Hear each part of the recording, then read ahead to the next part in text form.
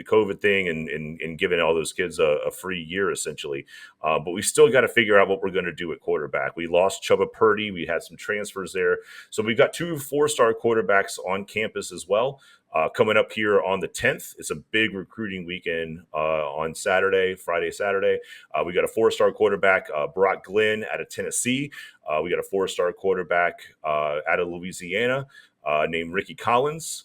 We have a commit by the name of Chris Parsons. He looks like he's a little shaky, so we're going to need to backfill some things there and make sure that we've got a plan, because there's nobody on the roster right now at all, really, that's going to be able to step in for Jordan Travis. We got our 4-star running back, Trey Wisner.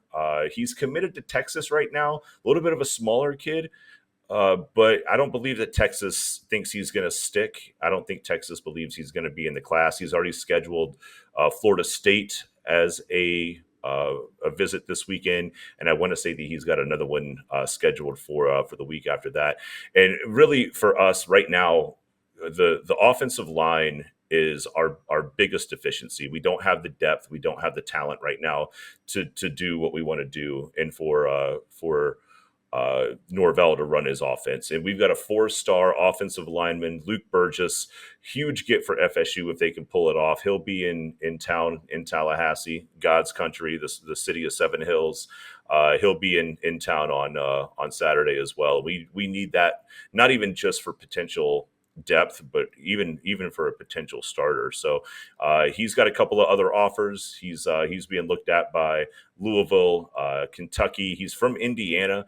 Hopefully FSU can make a big impression this weekend, and we can just kind of solidify things with him. What I'm hearing more and more is, how does FSU look? A lot of these kids are close. They like FSU, but I don't know if they're ready to commit to FSU until they can see what we can do. This first game against LSU in the opener of the season is going to determine, like, I think a lot of what these kids perceive we as FSU can pull off. If we play a game like we did against Notre Dame last year, where it looked like we were just going to get the doors blown off of us pre-game, and we come out there and we have just a fighting shot. We come down to the last second. If we can go out there and we can pull the game off, or we just look very competitive and maybe even lose by a small margin, I think that'll build a lot of momentum.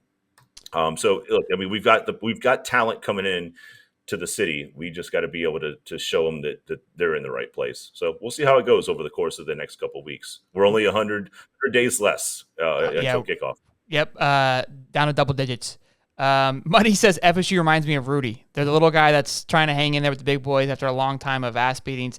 They only get that big win, and that's it. The beatings continue. It's kind of sad to see the fall of FSU. They've really kind of just, since Jameis, it's been a downhill slippery slope for them, and they haven't really shown any. Look, I mean, if you think about it, it was FSU versus Alabama in the opening game of the year.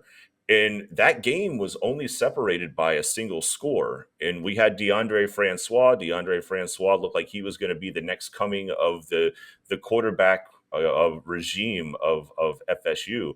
And he got hit pretty hard, and he broke his hip. And after that, it's just been a mess. But if you were to rewind FSU football to the play before Deondre Francois broke his hip against Alabama, you would think that there was never going to be even downtime. Just a downtime, right?